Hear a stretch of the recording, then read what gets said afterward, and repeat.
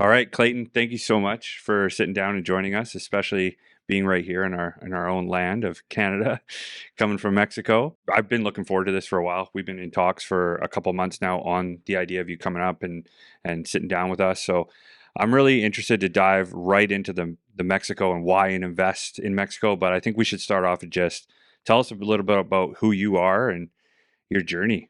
Yeah, man. Yeah, thanks for having me on here. This is awesome. I mean, I've been obviously I'm from here, and I got into real estate about 6 years ago. Started in the Okanagan for a year, and eventually decided that it'd be better off to be back in the Fraser Valley. That's where I grew up. That's where my foundation, my sphere of influence was. And I came back and kind of came out of the gate pretty hot, and had a pretty good few years here, and yeah, so I sold in the Fraser Valley for about 4 years out of the five, and yeah, once certain things partook in Canada here that I wasn't too keen on, I had a bit of a chip on my shoulder about that, and was in a position where I could afford to move around and move a few things and reallocate and change things up. So I decided to take a big leap and say, after, not from any shortage of research and thinking and strategizing, but I decided to, liquidate and move to Mexico and help people do the same. Wow, that's a big decision to make, obviously. Maybe we can just dive into a little bit about why. Like what was it that, maybe ruffled your feathers in Canada or gave you that chip on the shoulder to take Yeah. off? I mean, with everything that happened from basically 2020 onward, and just the way they formulated things, the way they manipulated things, and I just didn't want to be a part of it. I wanted just to be left alone and to do my own thing and have the freedom to be and do whatever I wanted to without people telling me how to do things, more or less. And so, yeah, I did some research on Mexico and was looking at kind of the economic background of what's going on there. And I had one mutual realtor friend from the valley as well, who actually I got introduced to by Justin, and now we're best friends, and we're looking at doing business together down there. And so I got to see he had a year head start on me in Mexico, so I got to see and ask him a lot of questions and talk to managing brokers of brokerages down in Mexico and see what's going on. And I talked to my wife and decided, let's pull the trigger and let's see what happens. Let's take action instead of just thinking about it and forever and making a big game plan. Like let's jump right into it. And we did it. I've kind of always had a habit of doing that, but learn as you go. Well, I mean, that's what makes you successful, right? Being a decision maker opposed to, sitting on the fence, right? To make the decision of Mexico, did you investigate any other cities or any other, markets before going directly there? Yeah, there was a few different countries that I looked at. Well, one of the things that drew me to Mexico, of course, was the amount of Canadians and Americans that were already down there, the expat community. And then I actually had an opportunity to go there just by, some may call it fluke, some may call it's exactly where I needed to be when I needed to be there. But my wife was taking a class that was being held down in Puerto Vallarta. So, we went down there in March, and I made as many meetings as I could. I hit the ground and would just walk and talk to whoever I could find that spoke English, which in Puerto Vallarta is quite a lot of people. And just try to lay down some groundwork and ask a lot of questions and figure out how things operate down here or down there. And while she was in this course, and there came a point where another friend of mine who was looking at doing the same thing, and my wife, and is just kind of looking like, well, how does September sound for heading down there? It gave us 5 months to wrap things up and finish off and enjoy our summer in BC, and then make the jump down there. Basically never have winter again. Yeah, I mean, that's the idea. If you can set it up so that you don't have to wake up cold, what I saw that as a pretty big net benefit to me, to have the sunshine all year round and to not wake up and deal with cold. You're not going to get many arguments from people in the Lower Mainland hearing that. So just to be clear for everybody, it's Puerto Vallarta. That's where you've settled. Yeah, I'm in Puerto Vallarta. So now you're in Mexico. You're up and running from a business perspective, being a real estate agent. What was the journey like to to just get there specifically to actually be in a position to sell real estate? So, okay, it's a big question. But I mean, because you got to deal with residency, you have to deal with the work permit. Luckily, I got introduced to my managing broker fairly early. Actually, in that trip that I did in March, I met the managing broker of the brokerage down there, and also part owner. Actually, I think he's one of the full part owner. Yeah, and and he made it a lot easier for me because there was kind of like a bit of a sponsorship element where I was doing everything through him and was able to get things fairly quickly. They're experiencing a very high influx of people immigrating there, and like the amount of temporary residency cards they're handing out right now is like I don't have the exact numbers handy with me, but it's ginormous compared to past years. So I was able to get in and do that in what seemed to be rather quick. I mean, I was there in September, and I didn't get up and running and licensed until what, May, end of April, early May. And so I've in that time I was taking my real estate course. They have a regulatory board called AMPI that they want all the realtors to be a part of, and they're slowly phasing out all the kind of Wild West real estate that's down there, because like before, anyone could be a real estate agent. You could take a cab ride from the airport to your hotel, and that guy could sell you real estate. So they're really cracking down and trying to regulate that industry.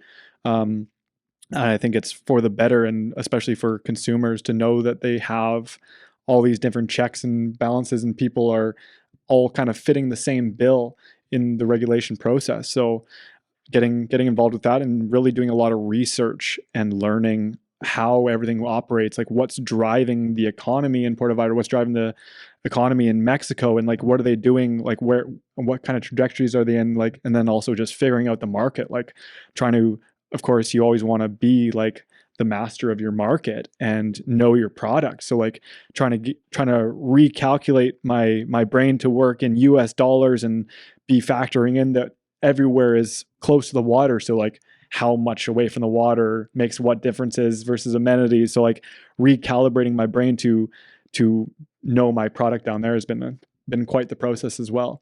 So with your market, like, are you mostly dealing with expats? Is your brokerage sort of like specialized working with expats, people wanting to invest from Canada, United States? No, I don't think we specialize in that. We have a lot of local realtors as well that don't speak English and work with Mexican clientele. However, myself, the way I'm taking an approach at it is more from an investment standpoint and looking at what's available and really crunching out the numbers. Like I've made a spreadsheet to kind of just show a basic cash on cash, or if we have a means of borrowing money, factoring in an ROI on that. But for me, myself, I'm basically working with expats. So it's whether they want to actually be there or not, or they want to just spend a week, a year there, and the rest of the time just have it make money for them.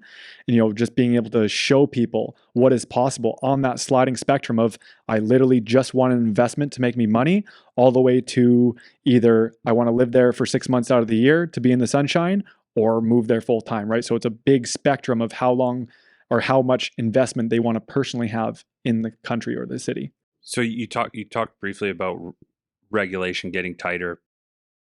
We know regulation here is it's always changing. There's always, government, getting involved from a perspective of foreign buyers, what have you. But the barrier of entry in Canada, well, especially BC, it's not very hard to become a realtor or a mortgage broker in BC. And for a lot of us that have been involved for a long time in this industry, we think that it should be more difficult and there should be more training and education involved. What was it like from that perspective? Is it similar there, like to actually get licensed, like for somebody that maybe is considering a career path like yourself, like what does that look like? It was a lot different than I expected. I don't even know what I was expecting. I was, based in BC here, you go through UBC Sauder and you do the course, and they teach you a bit of the fundamentals, and they teach you how not to get sued from a legal standpoint, and teach you a bit of the financing. They don't really teach you how to run your business. They basically give you the tools and the legal end of things and say, have at her, right? Where so I don't know what I was expecting when I was going down there, but the course was actually fairly frustrating because I felt like a lot of it was opinion based. We had a guy teaching from AMPI, teaching this course, and they're trying to make everyone take this course and have these credentials and phasing the others out. But I soon realized that it was more of a training course than anything, like almost coaching. So a lot of it was like the teacher's opinion, and this guy's like a 70-year-old Mexican man teaching this course, and it's all his subjective opinions on how business should be operated. So that was a little bit frustrating and caught me off guard. But once I kind of clued in that, okay, this isn't a training course, this isn't a how-to, this isn't an implementation course, this is a almost more of a coaching thing on how to run a business. Like there was even an element of the second part of the course that was a business plan. Like that's what we had to do. We had to come up with a business plan, which seems strange to me, but I mean, it makes sense the way they're marketing it, because they're saying AMPI realtors are the best trained. They know how to do business. So, I mean, it makes sense. But I mean, I did learn a lot in the course as well. Like you learn about the different types of land ownership, and like kind of like how we have First Nations land here. They have the Ejido land. Oh, okay. And so, they have all their rules and regulations, the way things operate down there, and, how the titles work and how it works with, like I know you asked me earlier about land ownership close to the water. And so I got to learn how all that stuff operates. And so it definitely was beneficial. I had to take parts of it with a grain of salt and realize, okay, this is just jumping through the hoops. I already have a business. I just need to learn how to implement it here. Right. So those parts I just had to jump through the hoops and get it. But it was a fairly good process. It was like 2-3, it's like a 3-month process to get licensed. So similar then, like a 10-week process here is roughly what you're looking at. Okay, that's really interesting. So, now, getting back to like you're in the market now, you're building a business. Tyler mentioned you're looking at a lot of people that are just really looking to invest more so than anything, and looking at the numbers, crunching the numbers. Where do you even begin for somebody that's like, hey, like I want a place that I can come to, let's say twice a year and make some money? I'm not going to lie. It's not cheap in Puerto Vallarta. The market in Puerto Vallarta is in a boom right now, and it's actually softening a bit right now. I get email blasts every day from our MLS system, and most of my emails are either I have a client looking for blank or price reductions. So there is softening happening after the big dump of people buying and moving in here. But I've been looking at basically the most profitable thing I could find is short-term rental properties that are close to the water, to keep them occupied. And if there are any downturns in the Airbnb market, or, with liquidity being low and people not having the money, was the first thing to go. Travel and fun, right? So having the properties that would withstand all that. And then also, I'm setting up a full serve business down there where I have a team that's going to be handling the short-term rental management as well. So to be able to maximize people's profits, I've been doing a lot of research and learning from people that have been very successful in that space and managing Airbnbs to be able to provide that for my clients so that it's as plug and play as they want it to be. So, if they want to spend 2 weeks at a time out of the year in there, like I'm running the numbers super conservatively, and like, like a 2-bedroom condo, let's say, one that I was running a few weeks ago. It was in Nuevo Vallarta, so it's technically in a different state, but it's like 20 minutes to the north of the airport, and it's across the street from water access.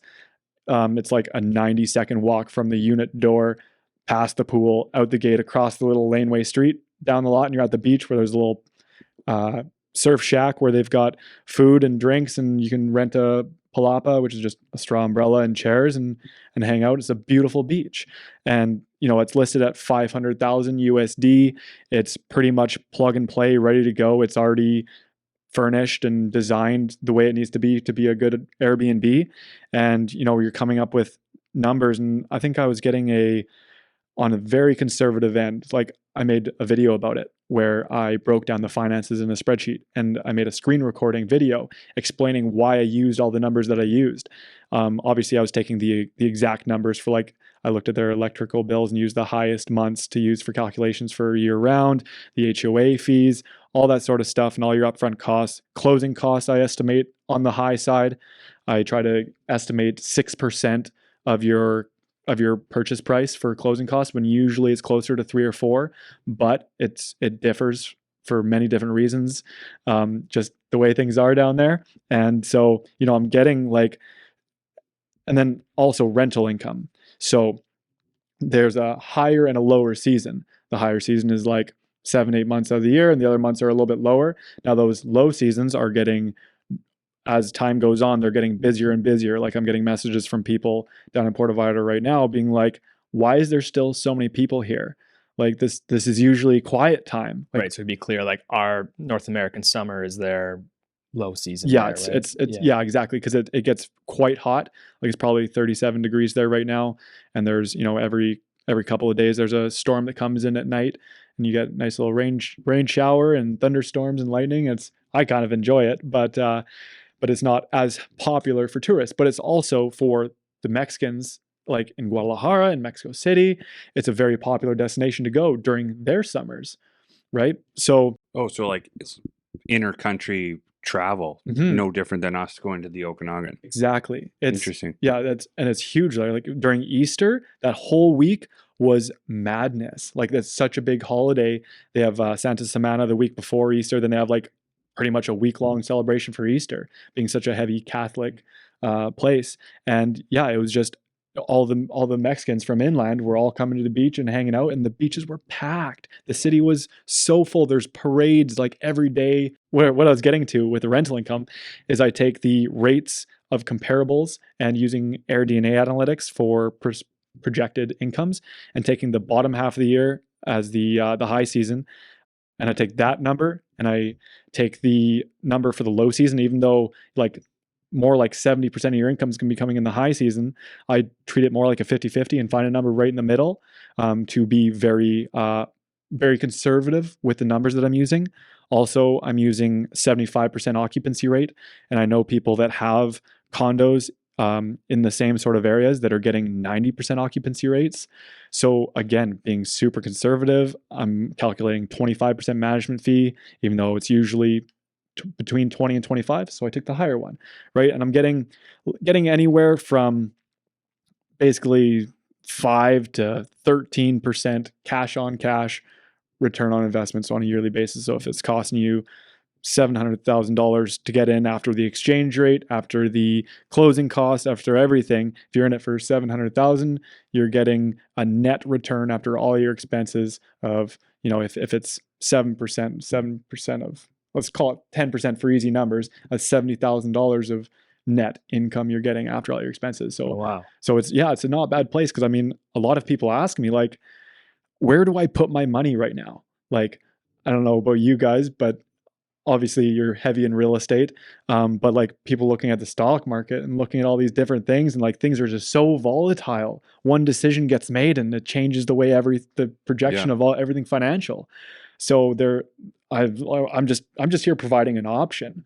So many properties here, like in a way, especially closer to Vancouver, like you can be pretty tapped out in terms of just your net rental income, just because it costs so much to acquire the property. You need a large mortgage. So to make properties cash flow closer to the city can become a bit of a challenge. That's why people have continually invest kind of close out to the valley, maybe into the Okanagan. So this just is a totally different avenue to kind of look at. So, I mean, I had a couple questions. Like, let's say I'm ready to invest in Mexico. I found a property.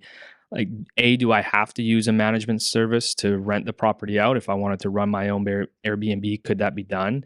And then just really basically, like, if I'm, like you mentioned, the licensing process you went through, is that all in Spanish? And like the contracts I'm going to be signing and looking at, is that all in Spanish as well? Or is there English options? Do you hire a lawyer down there to help you? I don't think it would be really feasible to try to do it yourself unless you're boots on the ground there and running things yourself. Like, it's not really all that feasible, especially on the short term. There are plenty of property management companies out there, and there's a few good ones that do short term and specialize in Airbnb. And I'm looking to create a business that is up there with those ones. And like I said, with all the research that I've been doing to figure out how to best operate and most efficiently and effectively operate Airbnbs so that I can be a one-stop shop, so that, you know, I can help people purchase, and then I don't have to send them out on a goose chase to try to find someone that they trust to manage it, right? But currently you are plugged in with some good management companies that you can kind of refer out to, or at this point, yes. Yeah. But like I say, I'm building the back end, and there actually might be a partnership with a management company that's currently operating in Canada that actually wants to expand to Puerto Vallarta, so like we can utilize their systems, like all on hotel software, and basically plug and play with them, and then we'd just be running operations down there. There's a group of 6 of us that we're all tight knit down there, that we're kind of running things all together and helping each other out with all our businesses, and, you know, bringing teamwork to the table. Yeah, so I will be offering that. Of course, I don't expect everyone to just say yes, and everyone should do their own homework and talk to their other people and see what other people provide. But yeah, down the road, I will be providing the full serve. Okay. And how about transacting in a foreign language? So all the contracts, so to back up, along with all the regulation that they're putting into place, they want things systematic. They want things to be consistent across the board, right? Partially for consumer protection, just like we have all of our things for consumer protection. So AMPI, which is the regulatory board, like our real estate board, my managing broker is actually the vice president of AMPI. So I'm very fortunate to have him as a resource and on my team. And so he sat down with a team of lawyers, with a, you know, government accredited translator, and with an organization called Profeco, which is basically our BC Financial Services. It's the equivalent. So them as a group sat down together it took them like 6 months to rewrite all the contracts, dual column Spanish and English, hence the translator. And really, they were actually basing it off, because my managing broker is from Vancouver and practiced real estate in Vancouver. So he had access to our contracts and said, like, this is a watertight contract. How do we make this as similar and applicable to Puerto Vallarta as possible? So they went back and forth, like sentence by sentence, trying to make it as watertight in both Spanish and English and make them all match up. So all of our contracts for listing agreements and our purchase agreements are all dual column Spanish and English. Now, no matter what, the Spanish side has to be filled out in completion. If you're dealing with 2 Spanish speaking parties, the English side is kind of irrelevant. It's null and void. And if you have English people involved in the transaction, which of course I will always have, I assume, and then you need to have both. So yeah, does that answer your question? Yeah, I guess it was just that was initial question. Is just like, am I just trusting somebody down there is translating this for me? But to know that their contracts I'm going to be looking at, you know, obviously you still need professional help, are going to be in English is comforting. Yeah, and exactly, comforting for the consumer, knowing that it's familiar. It's as much as it may not look the same and it may not have all the same terms and same structure, it's the legal premise is based off of our contracts that we have here in BC. It just gets my head turning quite a bit, just in regards to like opportunity and what does this all look like. And one thing that has been a concern for myself, especially when it comes to investing in Airbnb, regardless of where we are located, I've gone through this here locally in Vancouver, in the city of Vancouver, where, you know, certain buildings are no longer allowing Airbnb. Or, you know, even in Arizona, we've run into certain HOAs or certain, you know, areas that have just said, hey, no more, you need a license, or they just don't even allow it, right? And you know, given that we need a license here in Vancouver, you know, there's really not much more of an opportunity to do more than one property at the most. What does that look like down there from a perspective of just making sure you can actually do this and you're not going to get cut off? Yeah, so pretty much, unless you're within the confines of like a big resort, they have internal systems that they like to use, but other than that, you don't have to choose that. You just have to play by their rules. But otherwise, there's pretty much no restriction on where you can and cannot do Airbnb. Like I said, if you're in one of the big hotel resorts, you know, that's a little bit different, but everything that I see going on, like, that's what everyone does.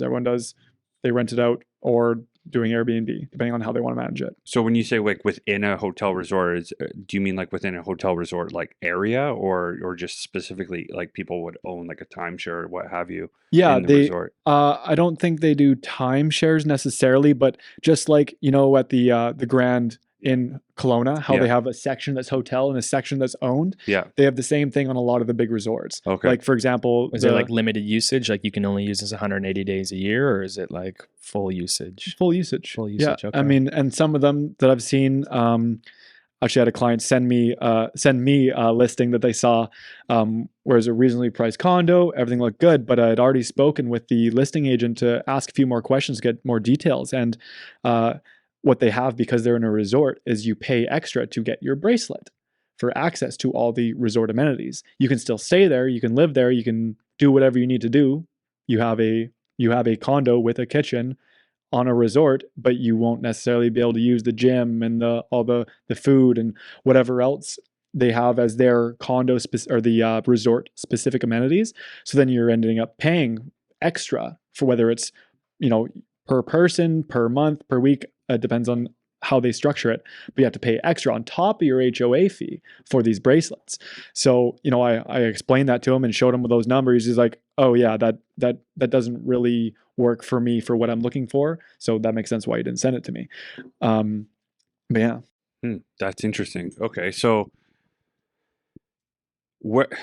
so just that's an interesting piece, is just like looking to buy on a resort. That might be actually very advantageous for some people. Some people actually would probably prefer that, just to have more of the resort feel, because a lot of people do go to Mexico and that's their experience. So most condos that are anywhere near the main strip, most of them have resort style amenities. So they'll have the pools, they'll have the gyms, they'll have the common spaces. They won't have like the buffets in the restaurants, but they'll have those amenities. Like I did a Instagram video about Zoho City, which is a big development. Yeah, and actually, a guy who's been in charge of all the urbanization of Vancouver was on the design team and the engineering team for that whole project. Larry Beasley. I don't know if you know who that is or not. I don't know. So they have like a whole bunch of different, sections of this Zoho City, this big development. It's like 13 buildings, but every building that is going up all have rooftop pools. They all have gyms. They all have common workspace. They have like kids' games rooms. Like they have everything that you would think of at a resort other than the food element. But yeah, so most of those have that, and it's just included in the HOA fee. So in some of those buildings, then, is there like a concierge where they're going to manage the rental for you, and then you can buy buildings where there's like none of that, and then you're hiring a management service? Yeah, there's definitely both, and a lot of them, they provide it as an option. You can Okay. choose to run it through their concierge service. Right. I don't know how good a lot of them will be, right? It's Right. all about doing your due diligence and finding out who is running a better ship and who actually takes the time to manage it properly, because at the end of the day, it's your investment. You want to make sure it's being run efficiently and making the most money. Right. But a lot of them do have in-house, but you don't have to use them. I mean, I think that's actually really good to know, just because, you think about buildings in Whistler, for example, like you can purchase and they force you to use their hotel service or, the concierge there. And like some of these buildings are taking upwards of 40%. So it just like murders your cash flow. So you're still actually, especially if you're not going to use it all year, you're still supplementing. So to have that option is certainly unique, especially to where we live. That's a Mhm. great point. Yeah. I mean, we're super familiar with just those types of buildings in Whistler. So yeah, that's cool. Actually, what I'm learning right now is just there is so many opportunities based on like choice. There's a lot of choice here, and for most Canadians, probably why you went there is choice. You can kind of choose what you want to do and structure it how you want to structure it. It doesn't seem like you have a whole lot of regulation telling you what you can and can't do, especially when it comes to Airbnb.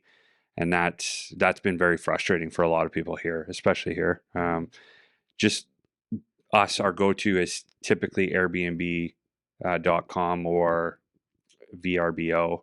Is that the typical outlets there as well? Yeah, I mean, if you want to dive into the details of people running short-term rental businesses, I mean, the idea is to use those as your initial marketing platforms, but then once you get them in, then you get them on your own platform.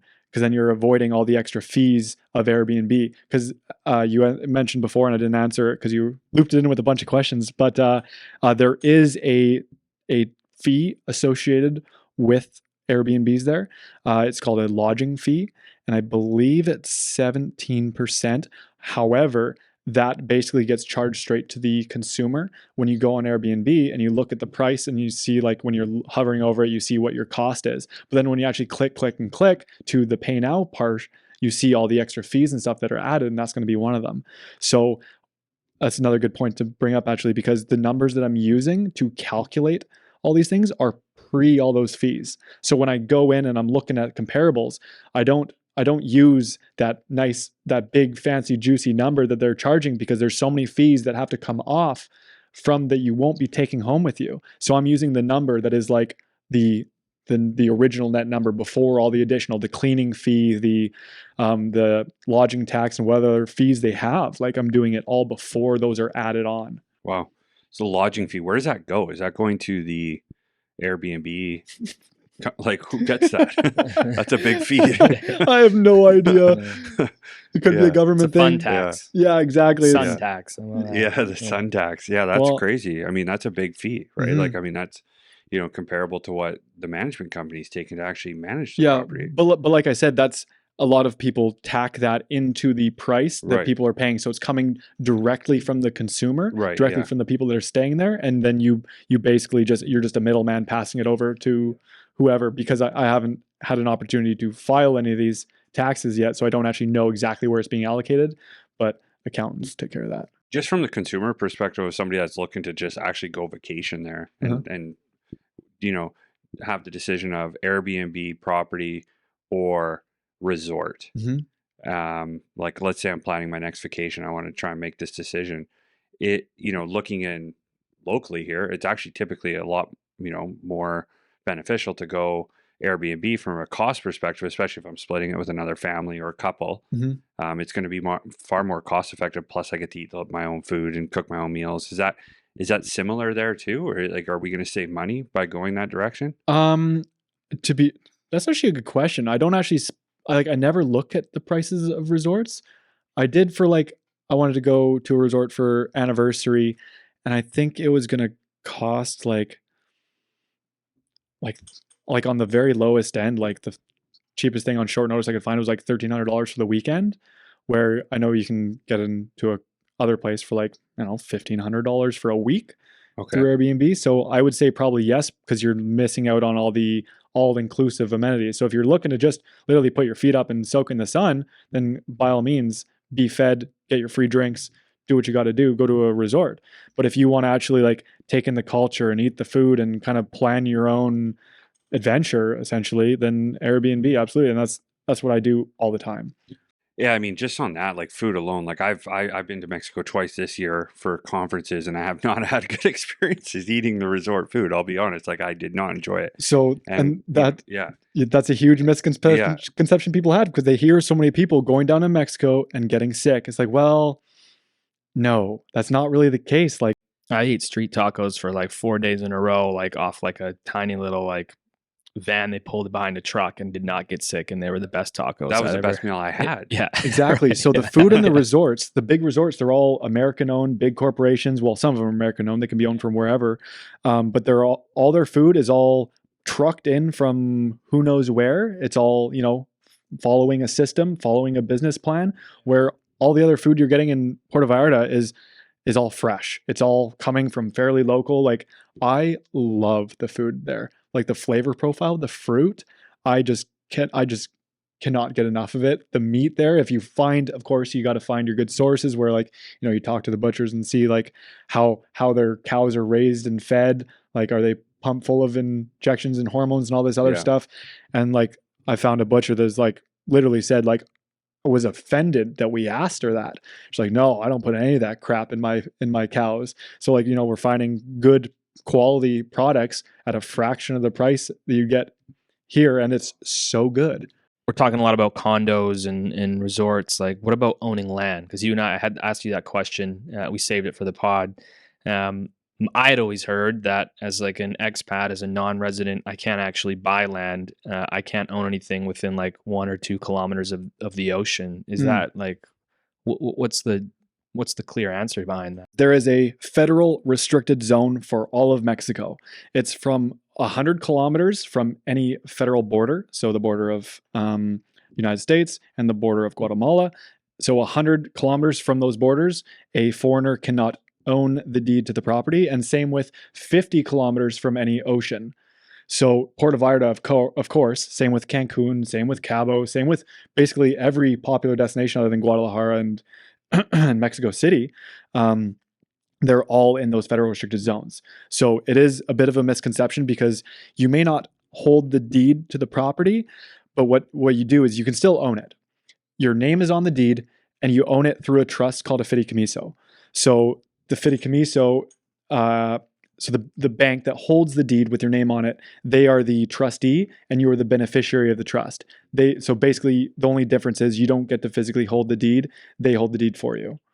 Like a bare trust agreement here is sort of what I'm kind of exactly. It's an extra expense to start it up, as well as it's an extra accounting fee every year. But if you're buying inside of a corporation, you don't utilize a fideicomiso because then you're an entity. You're not a foreigner at that point. So you can, if you are investing through a corporation. I haven't got to the nitty-gritty details of this yet. I'm still in the works of figuring all this out, whether it can be an outside, whether it can be a United States or a Canadian corporation owning the property, or if you have to open up a corporation within Mexico. I haven't figured that out yet, but once I know, I'll definitely let you guys know. But yeah, so you can own the property, you just don't get to physically hold the deed. It's held by a Mexican bank. Like, does each bank have their own zones, or is it like? That's a good question. So yeah, I don't know. That's a good question. I don't actually know. Wondering, is it like a major Mexican bank or not like a small credit union kind of thing, right? Like, yeah, there's a third party company that runs the like the actual fideicomisos, but they're held in the bank. So I don't know if you get to choose which bank. I'm not 100% sure. But again, it's things were early on in discovery, and things we'll definitely find out in the details. And just on that specifically, so the territory, you said it's 50 kilometers from the ocean, so that pretty much covers the entire city. Yeah, exactly. Yeah, and I mean, where Puerto Vallarta is similar to Vancouver, where you've got water, you've got the city, then you've got mountains behind you. So you're landlocked, and like it covers all of it. Right. Yeah. Okay. Cool. And this might be a question for. I mean, I'm not sure if you had the answer. Let's say I buy a piece of real estate in Mexico. Like, do you know if there's like a max number of days as a Canadian I'm allowed to go to Mexico before my like tourist visa expires? Yeah, you can. It's 180 days, so 6 months. Okay, 6 months, and then you got to be out. Yeah, then you could literally leave the country for 1 day and it resets. Oh, really? Yeah. Oh, okay. With that is subject to change. Things change in Mexico very frequently. Right. But as of right now, yeah, that's what it's at. Right. Okay.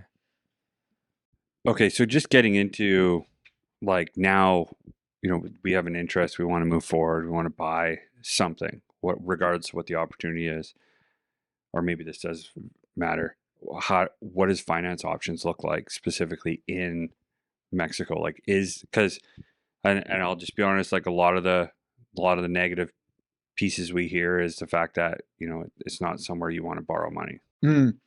So as with everything in Mexico, they seem to be progressively getting more sophisticated in business, and it used to be more of a cash society than it's they're slowly getting more lending options. As for Canadians, there's far fewer options than there is for Americans, but there are definitely some companies out there that specialize in foreign investment. Like the best option I've found so far is a company called Cross Border Investments. They do Canadians and Americans financing for investment in Mexico. And so it's very dependent, of course, on people's income and their credit. But I've had like a handful of clients fill out applications, and this is what it looks like. So they want some pretty high fees up front, which kind of makes sense when you look at how people do business. They look at more today. They want to succeed today more so than long term, thinking about tomorrow. So I had one client that it was 9.75% of the borrowed amount was in fees up front, split between broker and lender fees. So same with like getting private financing here. Like what kind of percentage is it here again? 1 to 2% fee. Okay, so Yeah. much lower. Yeah. So say if you're borrowing $500,000, be expecting to pay like a good chunk, like a $50,000 chunk up front. They run a shorter amortization period. I've seen anywhere from 8 to 15 years for amortization. What else is there? But then the interest rates, they're giving like between 2 and 4% interest rate. Yeah, so like nothing like we see here currently today. Like, that's what we saw in 2020 when everything dipped and they dropped them down to zero. But so it evens out. It's definitely a lot heavier front loaded. But as for your cash flow, like being the shorter amortization period, it ends up being probably about the same amount per month that you'd be paying as you would be paying here.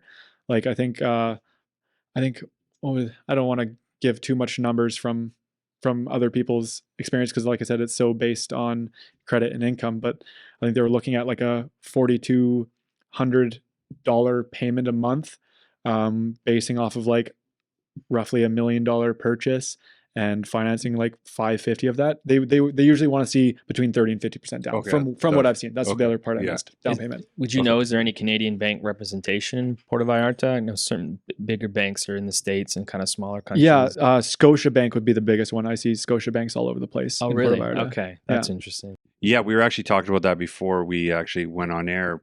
Scotiabank has heavily invested in the Latin America areas across the world, so that makes sense that you're seeing their brand and logo locally.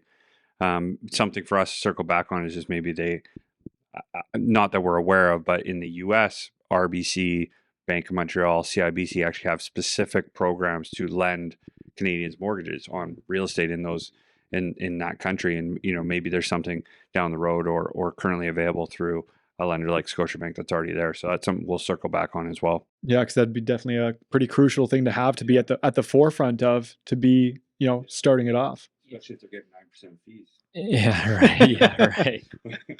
Business to look into. Yeah, I guess, and especially for those listening, maybe interested. I'm assuming like the most common, financing situation is people financing their properties here north of the border, using that money to acquire the properties down south. Yeah. I mean, if you have enough equity to be able to acquire that kind of capital, I mean, definitely it would have to be collateralized debt, obviously, because like unsecured debt would just be way too much money and make no sense. But yeah, I mean, if the money makes sense through whether it's a HELOC or a refi, cash out refi or whatever it may be, if it makes sense, the numbers make sense, then hey, it works. And if you have enough access to the capital, but it is still like you do need cash. So I think it's coming down to just being a place where you can park some money. With inflation going here, all that's doing is literally devaluing your buying power. The longer, the more inflation goes, the less things you can buy with your money. Yeah, of course. So if people are looking for how to hedge against that, like this is a decent option as long as you have the capital to do it. Yeah, I mean, money sitting in a checking account doing nothing in Canada is, it is deteriorating based on inflation here, and so that does make sense. It's something to definitely consider. And yeah, just looking at options if you have equity here, whether it's on one property or multiple properties, refinancing, restructuring, pulling out the equity, looking at a home equity line of credit, or even a second mortgage in some cases. We're seeing, we talk about this a lot. Second mortgages have become so popular because they allow people to preserve the rate that they have in first position. Maybe that particular lender doesn't have a home equity line of credit product, but they want to access the equity, but they don't want to break the 1.99, 2.99, whatever it is, anything lower than what it is now. No doubt. Right. So these are products that I think they would certainly be advantageous to consider. And if there's equity, it's definitely just comes down to running the numbers, talking to somebody like yourself, pinpointing an opportunity that makes sense for them and what their goals are in Mexico, and then running the numbers. Yeah, because I mean, it's really cool opportunity and what it can create for lifestyle options as well. Like what do you want your life to look like in 5 years? Do you want to spend more time in the sun? Like it can, like you said, there's a big spectrum of who it could be benefiting. But I mean, if there comes a time where you don't want to deal with January and February winters anymore, and you figure out your system so that you can afford to do that, and if your investment is making you $50,000 a year, and you can afford to go disappear for a couple months and hang out in the sun and do and enjoy yourself, then why not have that? Or if you want a full-time snowbird, or if you just want to go there, like I said, twice a year with your friends or family or whoever and just enjoy it, like it's making you money whenever you're not staying in it. So you're in Puerto Vallarta. I know a very popular place is just north of there, Sayulita. Like, are you working that area as well, or do you try?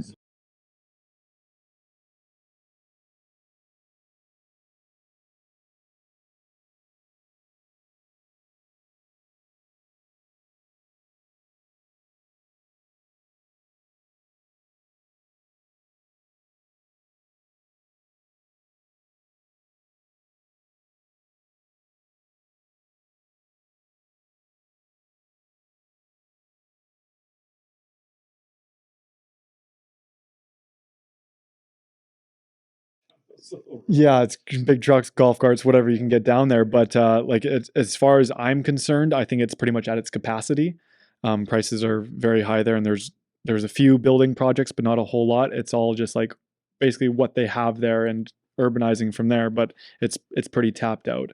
Then you go north from there, and you hit San Pancho, which is also known as San Francisco, which is kind of like the new Sayulita. It's a little bit smaller, a little bit quieter, but it's rapidly growing. Then a couple small surf towns and small beach towns heading north. Sounds like you're familiar with all those areas. Yeah, exactly. I pretty much work within like an hour bubble of there. I mean, there's lots of great opportunities in some of the smaller communities as well. Like I know a lot of people in Canada stay in a town called La Penita, which is from Sayulita you go San Pancho, then you go Lo de Marcos, and then you're up in Guaybiros and La Penita. And I was up there during Christmas time, and I just stumbled upon a expat bar like on Christmas Eve, and there was so many 2 days before Christmas, and there was so many people there. So I just like started talking to people and see who's from where and what kind of cost they have of living there. And it's a much cheaper place to be. It's a lot quieter. It's more up and coming, but there's still lots of building and stuff going on there. But it's it's a lower cost of entry that might appeal to a lot of people that don't want to deal with the bigger city. Well, that was sort of my next question. I mean, we've talked about ownership structure, management, a little bit on financing. Like if I'm just like looking online at prices, right? Like what are the like closing costs look like? Like here, if you see a property listed for 500 and you're going to write at 500, the commission is built into the sales price. Obviously we have things like property transfer tax, which is going to add anywhere from 1.5-2% to your total closing bill. Like what are the fees and closing costs look like in Mexico? So to make it easier for everyone, like I said, when I was doing my financial breakdown, I always tell people to expect a 6% cost of all your fees and everything built into it. It usually works out being closer to 3 to 4, and I've seen ones where it's even less as well. But yeah, and 3 to 4% is kind of where we expect it. But it's better to tell people it's 6, and then when you get the news that it's 3.5, it makes for a lot better day than to be guesstimating for 3.5, and then you get to the notary and it's like surprise, it's 6. Right. So and then for like deposits and stuff, there's like 4 main deposits that need to be, or like money transactions that need to be dealt with during the process of the transaction. So once you remove your conditions on your property, done your due diligence, everything like that, there is the notary wants to have 50% of the estimated closing costs up front to do the work. They don't like to do work without getting paid. And then you will be opening up an escrow account. And I would obviously be helping with that, but I know we don't deal with escrow here, but they do in the States. It's basically just a third-party company, insured company that holds the money, and then instead of the lawyers holding it or holding it in a trust account through a brokerage, it's a company specifically for holding funds. And so then they want a 10% deposit of the purchase price to go with the contract, just like a deposit here. And then then 2 more transactions within a couple weeks of closing, which will be the remainder of the funds for the purchase price, and then the second half of the payment due to the notary, which includes your closing costs. From a closing perspective, do you have to be in Mexico? Very good question. The answer in short is no. You can get a power of attorney for the purpose of that transaction. If you're gonna be buying blindly, then it's a little bit more difficult. You have to go to the Mexican consulate to get essentially your power of attorney signed and authenticated by the Mexican consulate. But if you come down at any point during the transaction or for the search, which I assume most people would want to see the areas and see the buildings and see the units for themselves, but you can get another person that you trust in Mexico, and if that's your realtor can do that as well. Just for the purpose of signing that closing document, you can be there. But yeah, so the short answer is no, you don't have to be there. You've been there now for, is it 10 months? 10 months, yeah. How do you feel from a safe perspective with gang violence, all of that stuff that we see in the movies? I've never once felt uncomfortable or in danger or anything like that in Puerto Vallarta. It's now I can't confirm nor deny this with anything hard evidence, but I've been told that it's kind of a safe ground. There's only one cartel. They watch their specific industries that they capitalize on, big money makers, and then the rest they just let it flow and work from the shadows and don't really have a big presence there. Like I've walked, like especially when I was doing 75 hard, and I'm going for walks every day or night. Like I've walked around all different types of neighborhoods at middle of the night, and I've never once felt uncomfortable or anything. Mind you, I'm a 6'3" guy, so. But I mean, my wife will bike home from she goes to dance classes. She'll bike home at nighttime. Like it's not really a big problem, especially the closer you are to the main strip that's closer to the water, the tourist zones. Like they have no reason to mess with you. You are a source of income for them, and they understand that as they become increasingly savvy business people.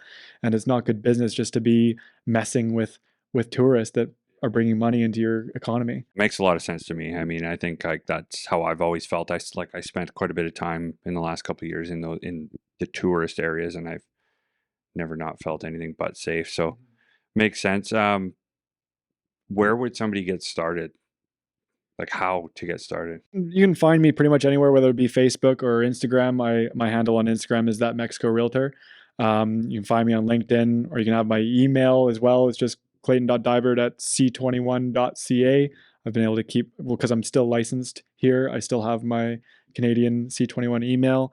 It's pretty easy to find me. I'm a fairly public guy. I just want to help people. And if, I'm not telling people this is the best option or the option that they need to choose from, but if they're curious about it, I'll be able to dive in and see if it works for them.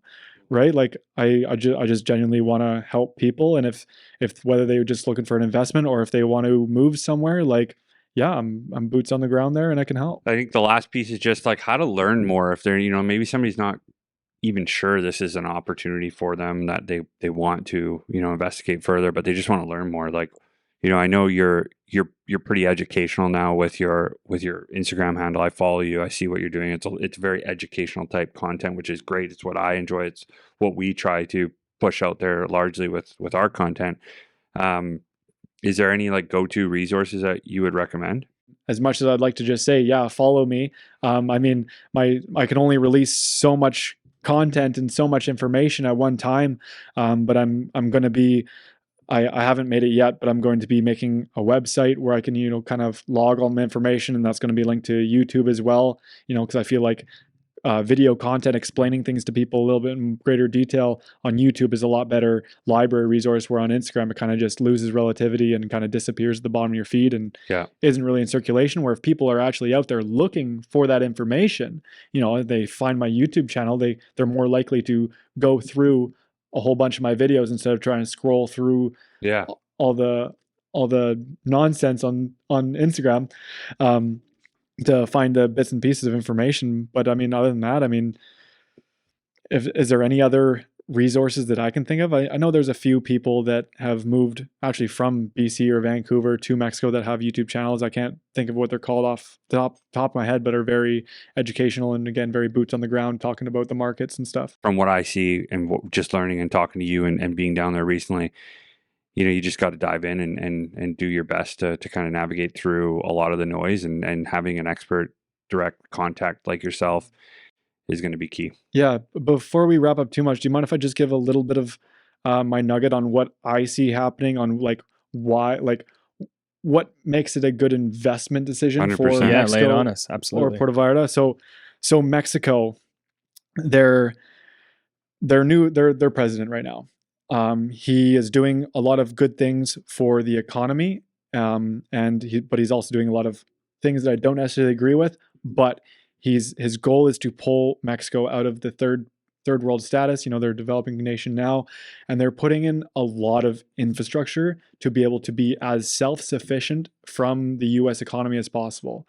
Like they're building shipping ports all along the coast. A lot of it is Chinese investment, but I mean, it's kind of hard to avoid that. Regardless, it's bringing money into their economy. It's bringing work. So like they're shipping ports all along. They're actually building a new canal through Mexico to compete with the Panama Canal. They're doing it through Oaxaca and Veracruz to spit you out into the Gulf of Mexico. Like that's, it's not a ginormous one-stop attraction, but like that's a huge piece of an economy. And they're finding things like lithium reserves, and they've got tons of oil. I don't know where they sit on fresh water, but I mean, it's a ginormous country. Like Mexico is huge. People don't realize how big it is, but they're trying to get to a point where they're not as reliant on the United States economy to be self-sufficient. Like there's tourism coming from all over the world. And I've got to meet people from all over the world there. So, I mean, that's a big part of why Mexico as a whole, because they're creating a middle class. They're trying to pull out of that third world status. And as for Puerto Vallarta itself, I mean, they're doubling the size for the capacity of the international airport. They're just like in Vancouver, which is very, relevant and people can relate to it. It's landlocked. You have ocean on one side and you've got mountains surrounding you and you're in a bay. So there's not really a big sprawl happening. So like anything that's happening, your values are going to go up because there's only so much land and it's all being urbanized, similar to the way Vancouver has been going for the last how many years since its inception. And so, and then they're also, like I was mentioning, within travel, people in Guadalajara. It's a very big city. It's the capital of Jalisco. And they have like 6 million people, and a lot of them travel and have vacation rental properties and whatever in Puerto Vallarta. And they're not done yet, but they're building a mega highway connecting Guadalajara to Puerto Vallarta. Because right now before a big chunk opened up, it was taking about 6.5 hours to drive from PV to Guadalajara. I've done it a couple times. Beautiful drive, but I mean, along all those coastal surf town cities that I was telling you about, you're dealing with traffic lights, you're dealing with windy, steep hills going through the mountains, you're dealing with like speed bumps and, intersections with all these different little towns and villages that cuts through, where this new highway is like, there's like a total of like 37 bridges and like 12 tunnels going through the mountains. So it's just like top speed, just blasting right through, and they're trying to take off 2.5 hours of the commute time. So that's just making Puerto Vallarta so much more accessible to the money within the state itself and within Mexico. So not just relying on all the foreign stuff, like they're making it easier for people in Mexico as well. So those are 3 big points. And of course, like the tourism, like it's like the numbers they're getting for tourists coming in is just ridiculous. Cruise ships, the airport capacity, the expat community that's growing, like the immigration is just through the roof. So it's been a very steeply growing place. I think it's a good place to park some money. Even just learning about the travel within the country, like we talked about going to the Okanagan. I mean, that would only boost that type of tourism within these major towns, right? Like, would you agree? Like that, is that part of it, or is it more so just creating more resources from like a growth perspective to people actually to live there? A little bit of everything. It's going to bring ease of access to bringing things in from the big city. Like right now, furniture, for example, is very expensive and hard to get for a reasonable price in Puerto Vallarta because like it takes so long to get from a place like Guadalajara. So like it's just not as accessible. So the more access you have and the more easy communication, like how many more people drive to the Okanagan because they got the Coquihalla, Right. Yeah, no, totally. right? So it's making it all that much easier. And I mean, that was just a touch on what they're doing. Like they're building a whole train system, like the whole peninsula of Yucatan. They're building a train that's going to do a big loop of the whole peninsula. And like, so that's going to bring so many more people and so much more access to all those little cities around, like right from Merida and Yucatan all the way up to Cancun and down into Playa del Carmen and Tulum and all that, and connect down. And I can't remember the name of the city that it connects to at the end of the stop, but like that's just adding more ease of access for everything. Wow. Very interesting stuff. I mean, I think for sure we want to continue this conversation and have you back because there's so much to get into, even just that alone. And yeah, thank you so much for joining us. We appreciate it. Yeah, thanks for coming. Appreciate it. Awesome. Thanks, Bay.